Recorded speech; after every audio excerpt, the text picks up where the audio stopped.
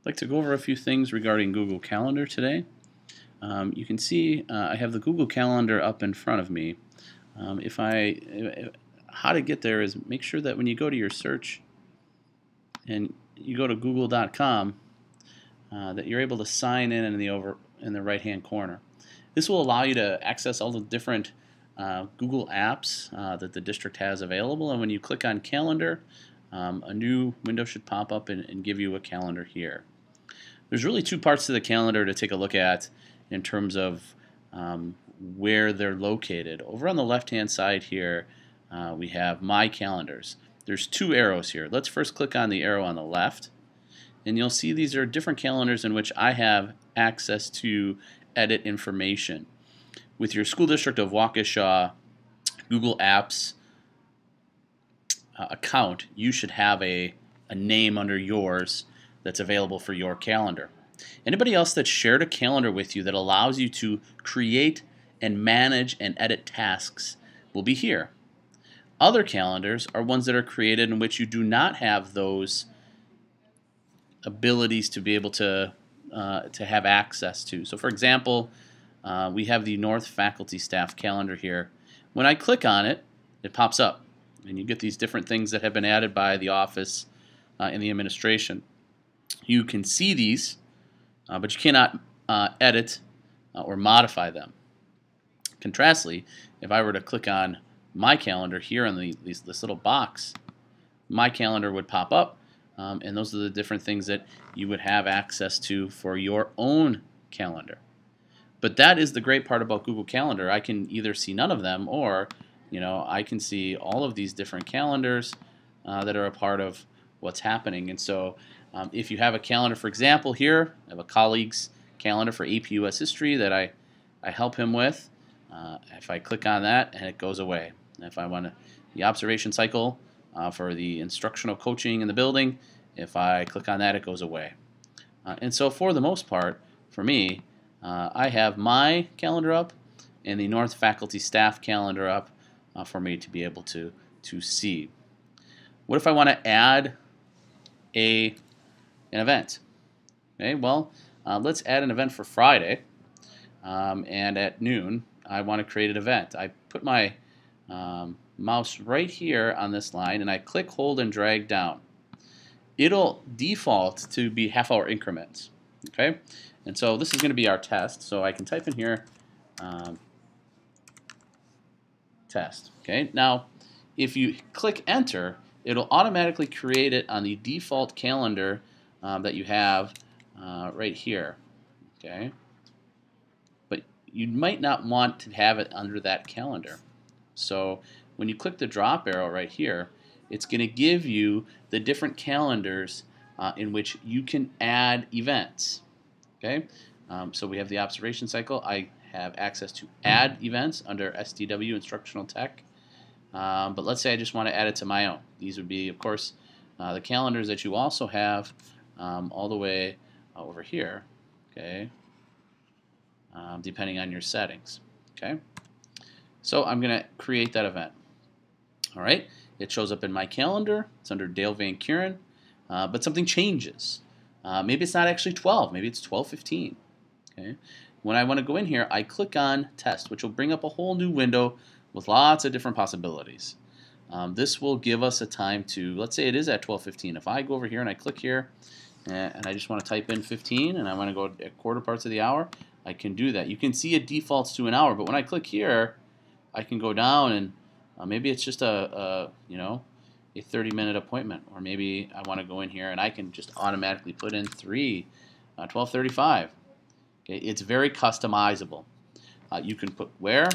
Let's say it's going to be in office 910, which is the office that I have here. And a description is we're going to Google Apps training. I can add an attachment.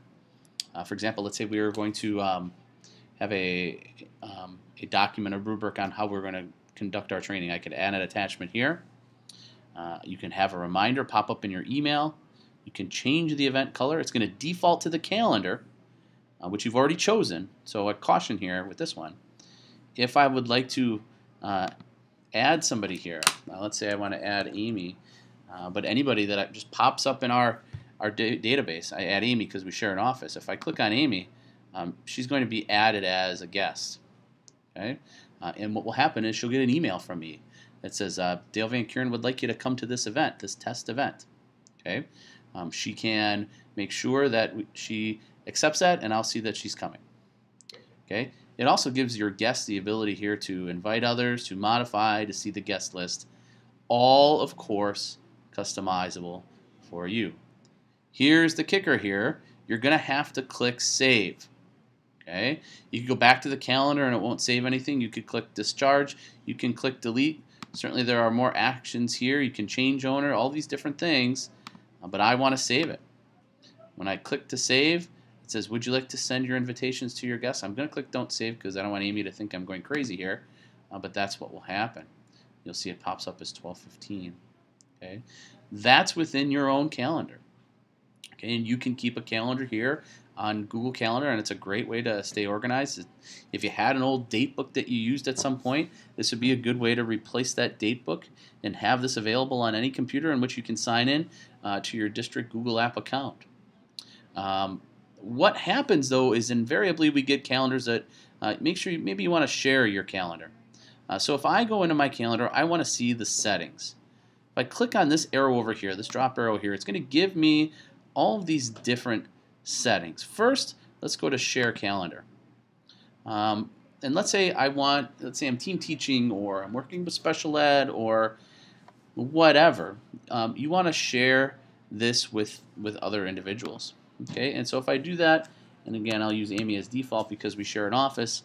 If I click in there, it's going to pop up Amy Farley.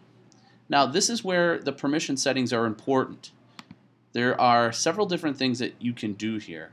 Okay, you can make changes and manage sharing, which would give that person total access to your calendar in terms of making maybe test dates. I know special ed has done some test dates here. You can make changes to events, which is the same here other than manage sharing. If I give Amy this access, she could invite anybody else that she would like to as well. I could share this with Amy, and it says, see only free or busy, and hide the details. So you don't see what I'm doing, but you know that I'm not available at that point. So you have these different settings. You click on that, and when you save it, Amy is going to be, or whomever you type in there, able to see what's going on. Of course, I'm going to remove her. She certainly does not want to see my the different things that I'm doing. Now, we could also, so let's go cancel that. Let's get out of here. Yes, yes, yes. Now, also, if we go to the drop arrow here, we go to the calendar settings. This is where you can change a couple of different things. First of all, you can change the calendar name. Maybe you don't want it to be your name. Maybe you want it to say your name, and maybe you want to put in there work calendar. Right? Maybe create another one for your personal life. You could certainly do that. It gives you the calendar owner, which is you, organization. You can give a description of your calendar, choose your location, embed this calendar. This is great on Blackboard. If you have a calendar for your classes, you can embed this in Blackboard so that your students can see maybe your lesson plans. We can go over that in a different video. And you can also import some calendar settings here. These are the different calendar details as we go back here. So that's just a quick. How do you add a calendar or create a different appointment in a calendar, and what the differences between these calendars are. As always, if you need any help, make sure you give me an email or stop down and see us in 910. Okay, have a great day.